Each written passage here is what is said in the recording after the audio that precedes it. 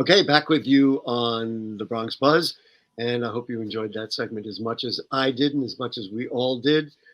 Really, really wonderful to meet talented Bronxites, and she obviously has the worlds laid out in front of her. But right now, I'm going to change gears, and I had said there was a special guest in this program. We're going to talk about a very serious matter, and that is the city's isolation hotels, where the city is allowing people who are sick with COVID to isolate themselves in hotels. And we have two guests. One of them wrote a piece on city and state New York called The Suite, SUITE, The Suite Life of a COVID-19 patient. So hello to the Isabel Beebe, who is a digital reporter for City and State New York. Nice to have you with us, Isabel. Great to be here. Thanks for having me. And for me, this second guest needs no introduction because it happens to be my daughter, Shawn Axelbank. Nice to see you, Shawn. This is probably the first time we've ever done this on television, Well, right? certainly this, yeah. It's nice to be here. It really is nice to have you. The reason that I had decided that it would be a good idea to bring Shawn on, it's not because I'm just a proud father. It's because, unfortunately, Shawn did get COVID about a year ago, and she was in the same hotel that Isabel wrote about. And I thought it would be interesting to compare their experiences. So, Isabel, let's just start with you. You wrote this story about your experience in New York City's isolation hotel program. Why don't you explain a little bit about what the program is, and then we can get into comparing the two experiences. Yeah, the isolation hotel program basically just allows any New Yorker who needs to isolate from, we all live in small apartments here, to isolate from their roommates for free. Everything is completely free. You just call a number and they assign a hotel room to you, and they even send a cab to pick you up completely free. And they kind of walk you through the whole process. So it's super easy as long as you have the number.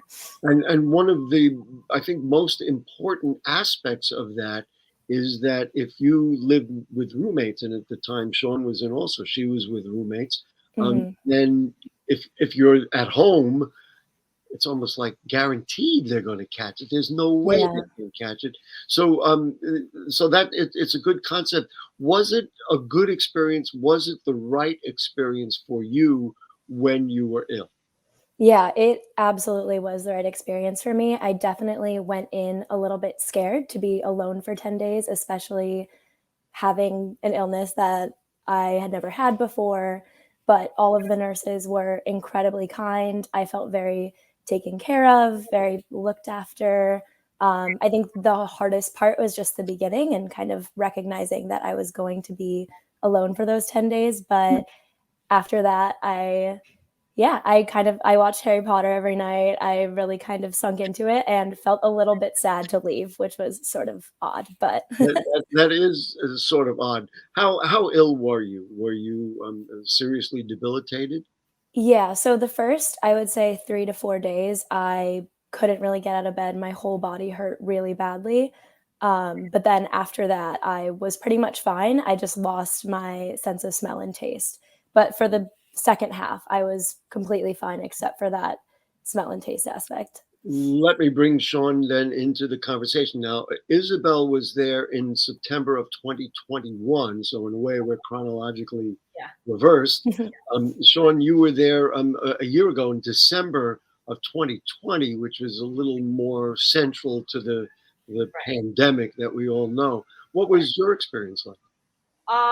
So if I'm remembering correctly, I took the test and they reach out to you. If you test positive, they'll reach out to you and like tell you that you have it and that what you should do. And I think when I found out that I was positive, I had a friend who knew about this program first. So I asked about it when they called me to tell me about my results and what I should do. And so I don't even know. I think there was a number, but she was talking about that number.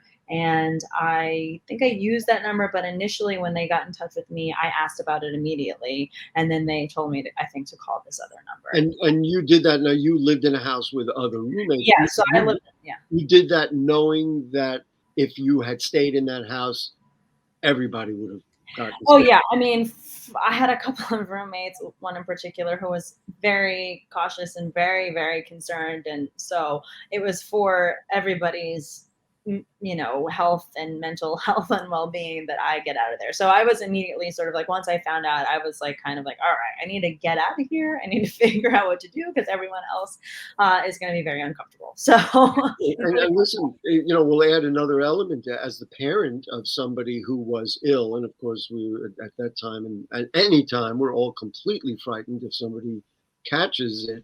And then we said, well, we can't go over there to assist. We can't do much. When I heard about it, I said, you know what? This kind of makes sense. Shawn, just describe how you were cared for in December, and this was the LaGuardia Plaza Hotel, right? Right. Okay. And also, this was before the vaccine and everything. That's right. So Of course. so when I was sick, I was really sick. Mm. I was like, I thought it was a really, really bad flu at first, but because I feel like I didn't experience any of those other symptoms of smell and taste and all that. So I thought I just got really wiped out by a bad flu. But basically, they provided a free taxi to and from the hotel. And then when I got there, everything was run by nurses. So there was no hotel staff, no one was checking you in. But they did check your passport and they checked to make sure you were who you said you were. I did wait for a little bit of once I got to the hotel, it took some time for me to get to my room. But I mean, at that point, I was still feeling quite ill. So I was just sort of sitting there trying to relax for a second. And so in a way, being there alone, which is difficult. Isabel has already talked about what it was like to be alone. But there was no pressure. You didn't have to cook meals for yourself. They brought. No, I actually was looking forward to being alone. So I lived with 3 other roommates at the time, and I was like, "Great, I'm gonna be by myself." And this is and I don't have to worry about. They fed you, and then they also came by and took your vitals, and so you had at least some medical care if, God forbid, something went wrong. Right. They checked in 3 times a day. And at first I was like, because they would kind of wake you up sort of loudly. I don't know about your experience.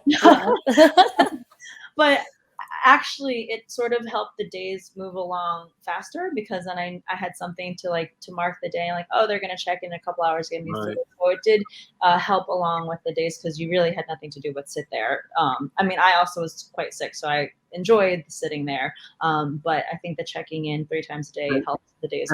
And if you're a young adult in New York or anywhere, you would have to make your own meals and all that stuff, and that was taken care of. Isabel, you had one advantage being a little bit later in the process.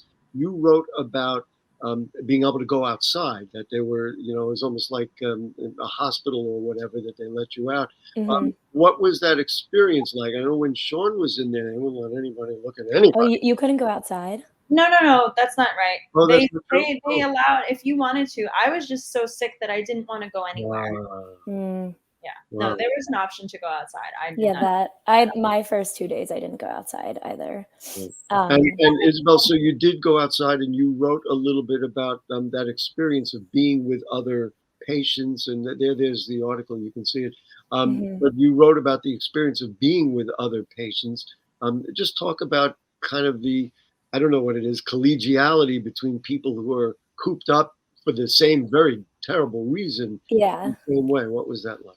Yeah, honestly, it was really sweet, just and reassuring to be around other people going through the same thing. Everyone kind of respectfully kept their distance, but when you're riding in the elevator together, waiting for the elevator, we'd kind of chat about how we felt like mental patients a little bit being paraded out in a single file line outside. But there definitely was a lot of camaraderie. People were asking, how many days have you been in here? How much longer do you have? How are you passing your time? And it definitely made me feel less alone. And it was nice to know that everyone around me was so nice. Isabel, I'm going to make the assumption because you seem well and you're completely healed. Let's get some final words then, Isabel. I'll give my final words. As a parent, I thought this was, as horrible a situation as it was, really an ingenious way of dealing with it, and also looking to give my daughter the health the help that she could get, this was a great way to do it. Do you concur with that? The city did the right thing. Yeah, I completely agree. I think it's an amazing use of resources, Mhm. and I feel very lucky to have And been able you to. know what? The people will say, "Well, did you get a bill afterwards?" And the answer to that is no, right? Nope. So Shawn, you get the final word. What do you think about the program looking back? I mean, I know that thank goodness you are well and healthy and back to your life. But what did that program at the LaGuardia Plaza Hotel do for you, and how do you look back on those days, those difficult days? Extremely positive. Yeah. I mean, as far as the city doing good things, that was definitely one of them, and in a difficult time, and making sure that everything was, it was organized very well. Even just the pickup and the drop off was all done, all things considered, pretty smoothly. And I think that for a lot of people, as Isabel said, living in New York with on top of each other with roommates, to have this option and try to like really be safe and cautious about preventing spreading it around as much as you can. It was an excellent thing, and I told everybody I knew about it. I'm like, if you get COVID, you should do this. So yeah. And I think what we're going to do, we're going to put the number on the screen. Happily, we don't have the same infection rates that we had when Shawn was there in December 2020, and frankly, not even what we had since Isabel was there in September 2021. But if you know somebody, if people are together and somebody gets ill, we will put those numbers up on the screen, and then people will be able to do it. So I want to thank Isabel Beebe for joining us. We really appreciate your time. We always appreciate City and State New York, one of the best political magazines in the state, maybe in the nation, and we appreciate all the work that you do. I mean, what do I do? How do I say goodbye to my daughter? I'll see you later, Shawn. I'll talk to you. I can say I love you, Shawn. That's the first time I ever said that to a guest. That's okay. Anyway, that's it. And we do want to thank Summer Rose Castillo for being with us. She's the voice of Alma's Way. That was truly exciting as well. And exciting for me to have my daughter on the program as well as Isabel. So that's it. You know what's going to happen next? We'll see you next week. Good night.